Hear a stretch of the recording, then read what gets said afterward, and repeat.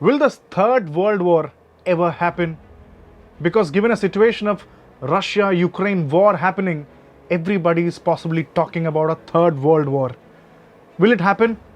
The United States President said the war or the World War will happen when the Americans will start shooting at the Russians.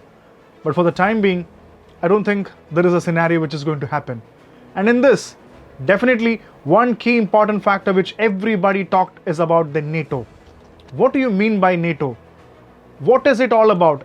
When you talk about NATO, everybody tells you that this is an association, a collective between 30 countries around the world, countries of North America and countries of Europe.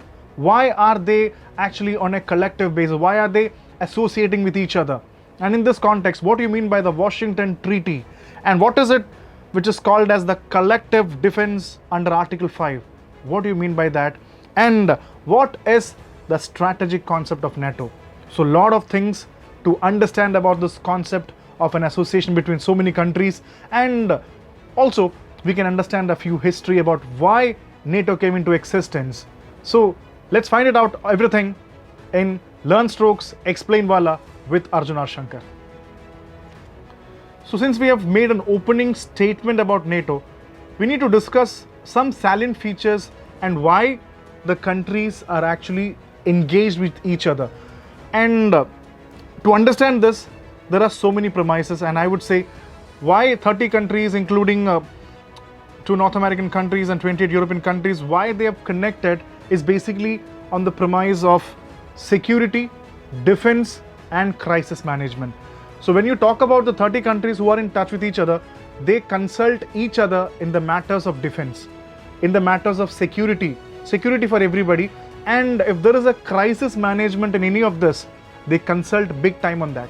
That is why in 2010, there is a concept called as a strategic concept. There is something called strategic concept which came out in 2010, which clearly underscores NATO's core tasks as collective defense, which again is a defense, crisis management and cooperative security. So these 3 important words are very important for NATO. And what do you mean by this? So since now you know that everything is all about defense, security and crisis management, first they talk about what do you mean by collective defense, because the Article 5 says that attack against one member country is an attack against all. So that is our premise. Attack against one member country is considered as an attack against all. So if one NATO member is attacked, they will invoke the collective defense clause of Article 5, and one attack is going on, the whole of the NATO will actually come together. That is the collective defense here. And in the case of Ukraine, Russia, what happened is, since Ukraine was not a member of NATO, the NATO could not take a stand on that. And also you need to understand that apart from the 30 members in the NATO, there is also a list of certain countries which is called as the aspiring members. So who are the aspiring members? Bosnia and Herzegovina, Ukraine and Georgia are considered as some of the aspiring members who would like to join NATO. But that was the case in the present Russian-Ukraine fight. The NATO could not directly support Ukraine, but you know what happened? They could not directly do, they indirectly supported by giving them a lot of weapons, javelin, anti-tank, so many anti-tank missiles, etc. So that is how they do it. So the collective defense is Article 5, and so far the NATO has only invoked the collective defense Article 5 only once, and that was as a response to the famous American 9/11 incident. So that was the first time they invoked it.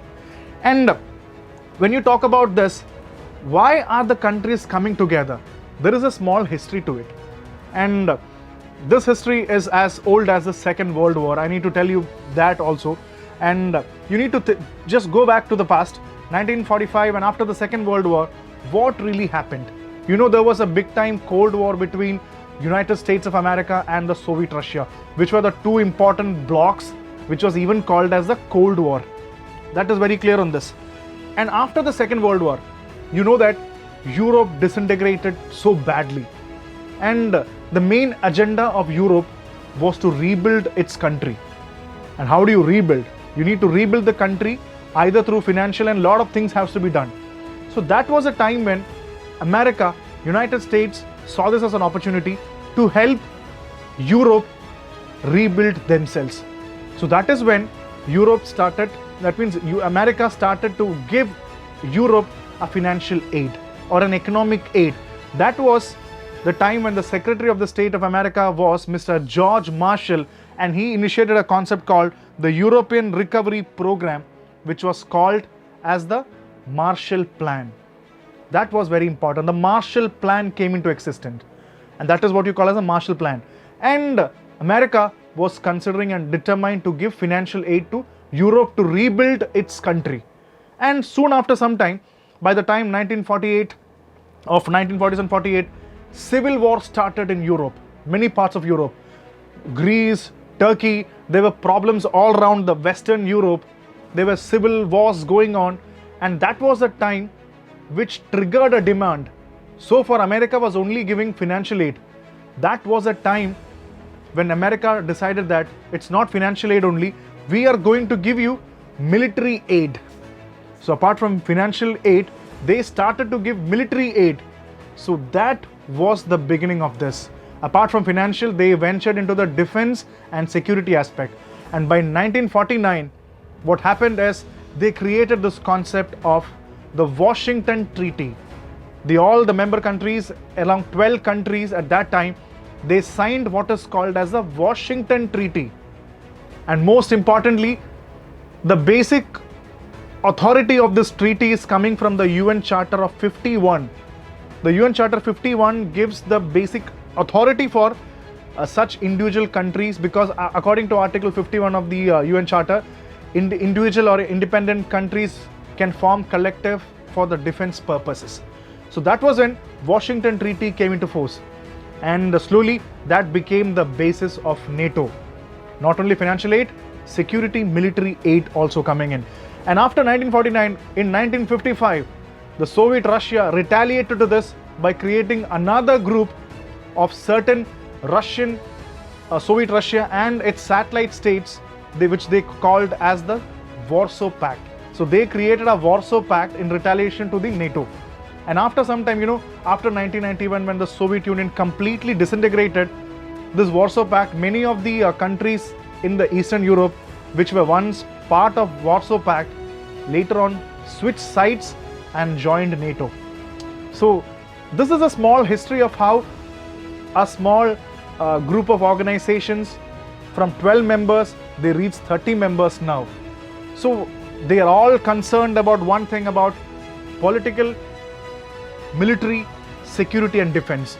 And you will be amazed to know that more than 57% of the world defense spending comes from the NATO, and it is for the NATO. And in this, United States of America is the leader, which donates more than 22% of the total military funding. So NATO, that's a huge military funding. And out of this, 3 of the main NATO countries, including US, UK and France, are one of the biggest military or even one of the biggest nuclear powers inside NATO. So that is a brief history of NATO. And if you want to know which are some of the important countries that are part of the NATO, you can just see below. These are some of the 30 important member countries of the NATO.